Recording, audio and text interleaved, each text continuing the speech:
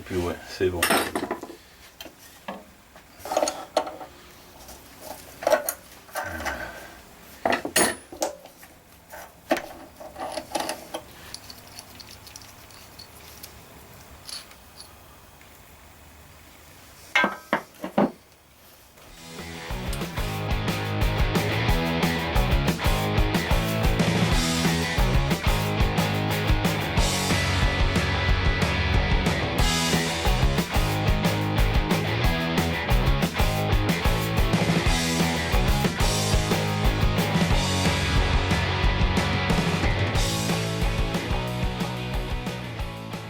Les entailles sont faites.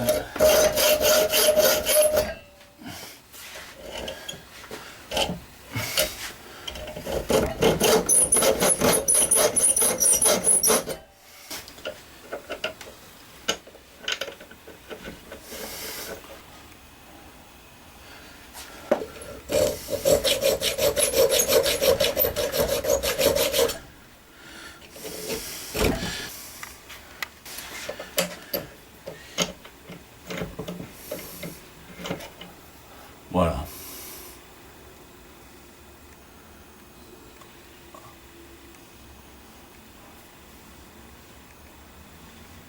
Pour ce qui est de la pince, il a fallu que je l'entaille complètement parce que ça ne me paraissait pas convaincant de ne pas la diviser en au moins 2 parties. Donc elle a été effectivement entaillée en 4 parties, mais divisé en 2. Voici le bouchon. Il a été soudé à l'arc, j'ai simplement meulé la soudure.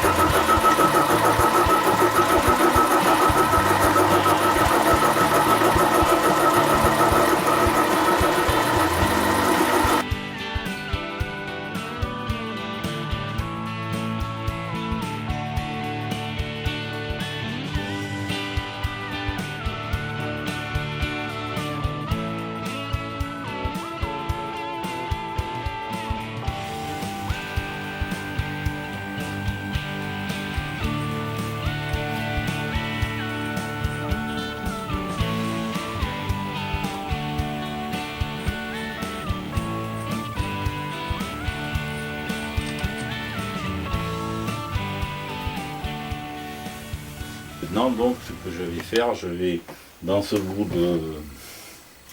de rond, je vais usiner le corps, ce que je vais appeler le corps de l'outil, mais qui supportera le manche. Voilà, donc je vais en tronçonner une partie, l'usiner un petit peu parce qu'il est sale, percer en son centre un diamètre de 16 et quelques dixièmes de plus pour pouvoir emboîter le corps, et ensuite percer un trou là, le tarauder, pour pouvoir le coincer avec le manche qui sera fileté. Voilà, ce sera un manche métallique également.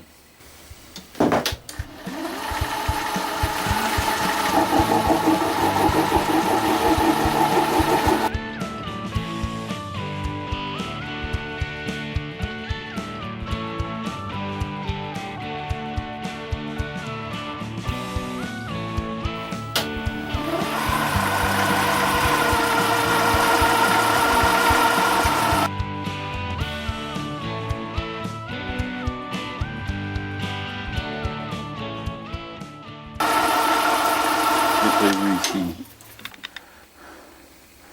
un repère que l'on voit là. C'est la limite à ne pas dépasser. Ça va me servir lors des premières passes, puisqu'ensuite ensuite je pourrai voir directement sur la surface l'endroit où il faut m'arrêter. Mais bon, dans les premières passes, ça, le repère me sera utile. Et je vais utiliser l'avance automatique du tour, ça me fera une meilleure surface. J'ai également veillé à ce que rien ne touche les morts du mandrin, et notamment lorsque je serai arrivé en bout de course de la surface à usiner. Voilà. Donc là tout va bien. Et lorsque je serai à mon repère, il n'y aura aucun risque.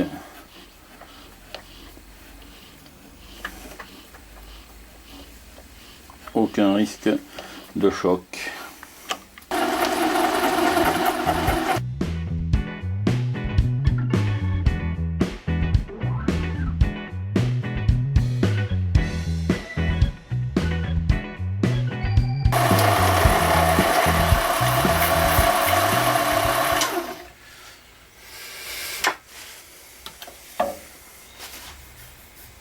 Voilà, c'est bon, je vais passer un petit coup de toile et Marie comme je fais habituellement pour améliorer ma surface.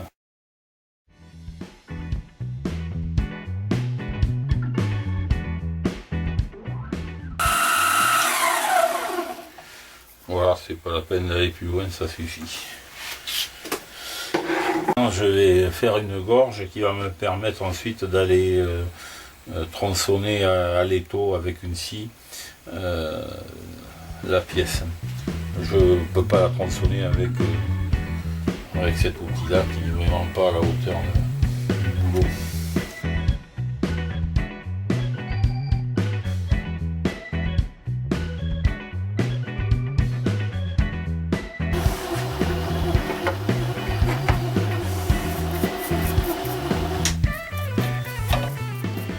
Voilà, ça suffira. Le reste je le fais à l'étau. Alors voilà maintenant ma pièce. Il va falloir que je dresse cette surface. Je vais également percer un trou de centrage.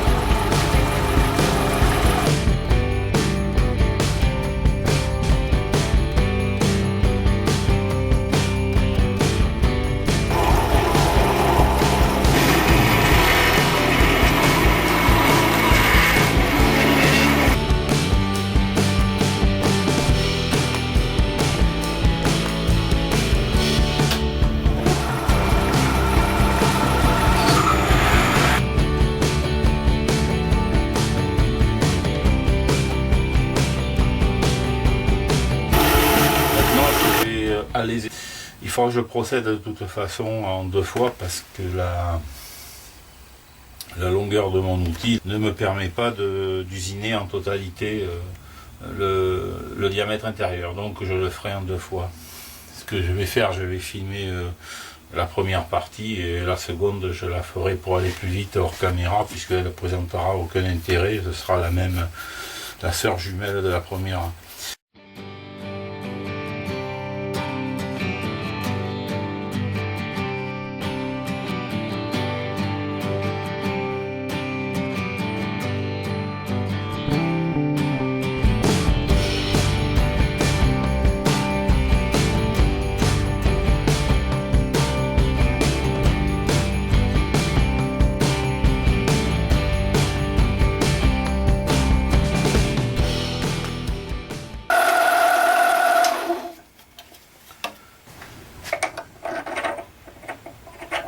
C'est bon.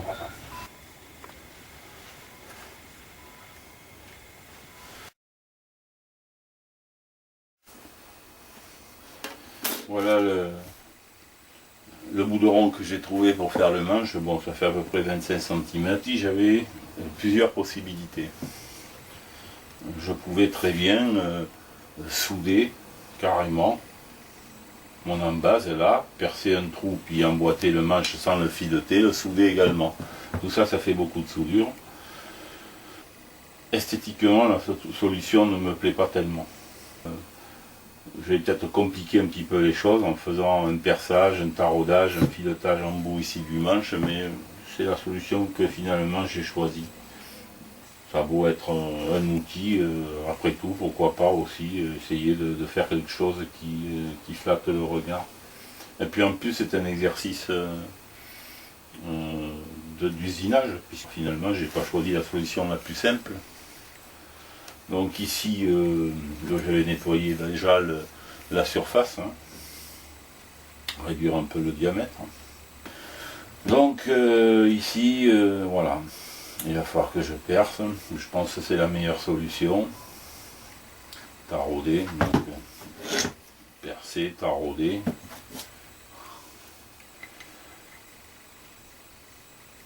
Fileter ici en bout. Peut-être déboucher carrément, il faut déboucher évidemment, puisque c'est ce qui va me permettre de coincer le corps d'outil avec les manches. Donc ici ça va être fileté sur à peu près 1 centimètre. Ici je vais peut-être réduire encore un peu le manche sur la partie que je vais prendre dans du bois. Voilà. Faire une prise en main.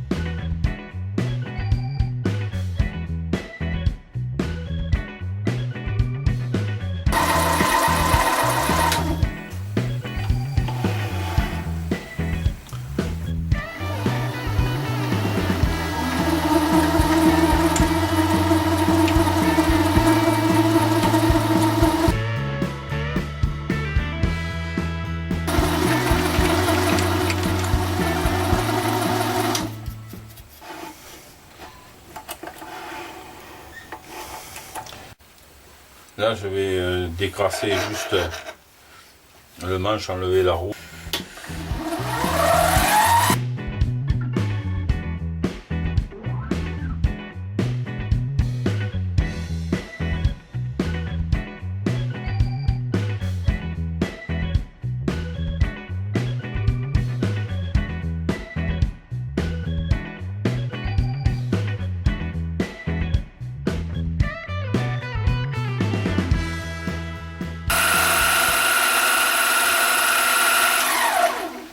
Voilà, ça ira.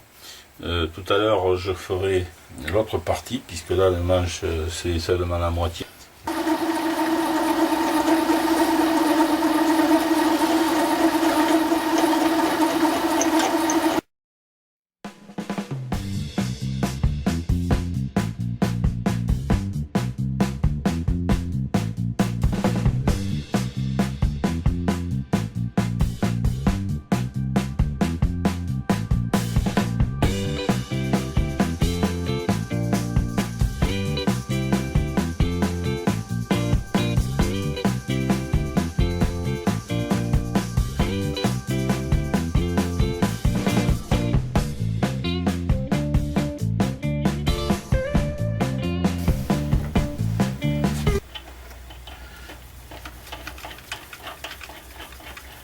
On va jusqu'au bout. Impeccable.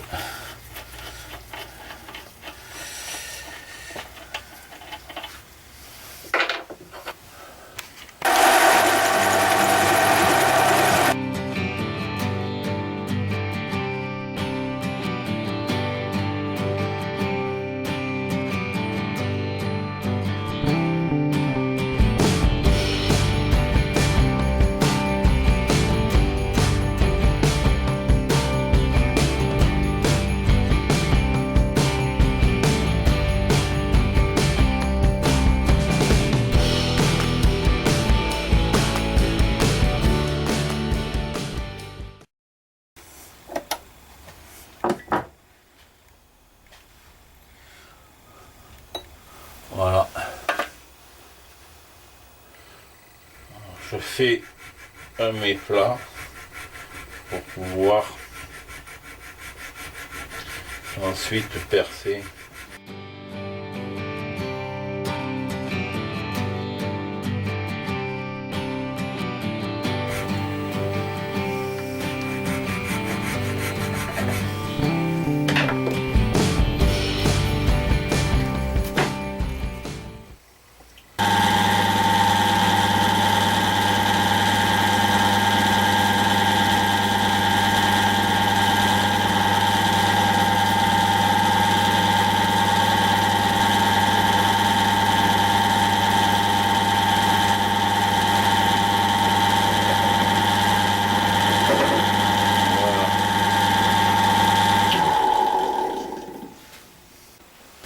Maintenant je perce à 5,5.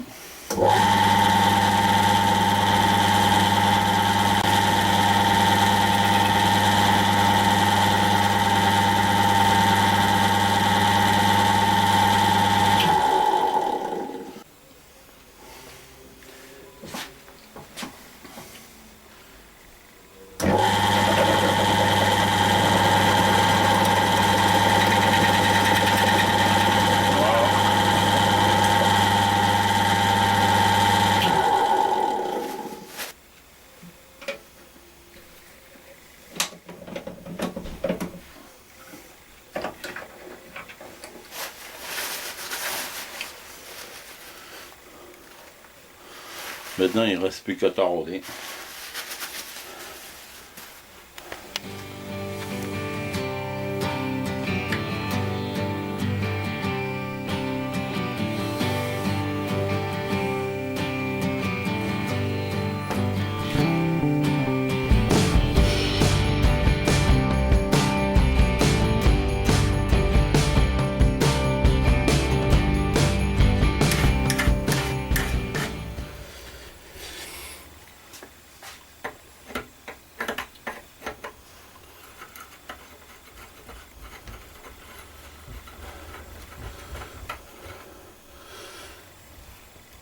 Voilà.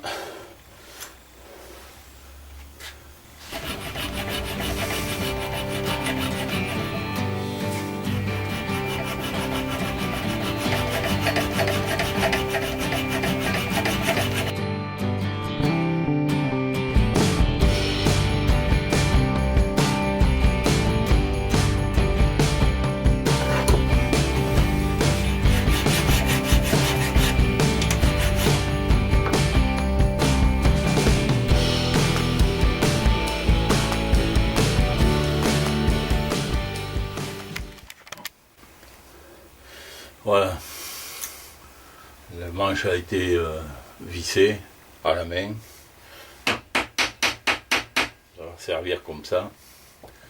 Alors je vais réduire la partie filetée là, parce que c'est pas la peine de laisser tout ce filetage.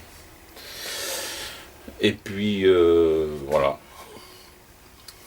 après il faut faire le manche qui va s'emboîter là en bois. Elle là déjà le marteau à inertie il est utilisable. Voilà, mon marteau à inertie est maintenant terminé, il est fonctionnel. Je l'ai essayé. J'ai pourvu le manche métallique, donc comme je l'avais indiqué, d'une poignée en bois. Alors je ne vais pas filmer dans la vidéo parce que c'est un morceau de tasseau de bois que j'ai percé, que j'ai emmanché en force dedans.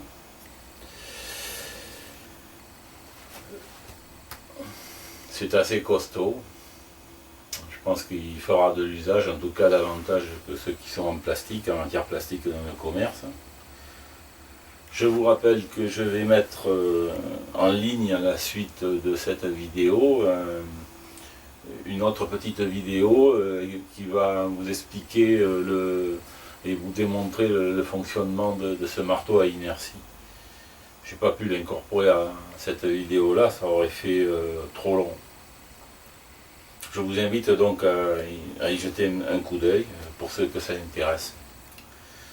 Pour finir, je tiens à remercier toutes celles et ceux qui consultent la chaîne de Train Tranquille à Usinage, de plus en plus nombreux, ça fait plaisir. Et particulièrement les abonnés, que je salue cordialement. Je vous remercie également pour vos commentaires. Et puis si vous avez aimé, un petit clic sur le pouce bleu, ce serait sympa. Je vous dis à bientôt pour une autre réalisation à venir.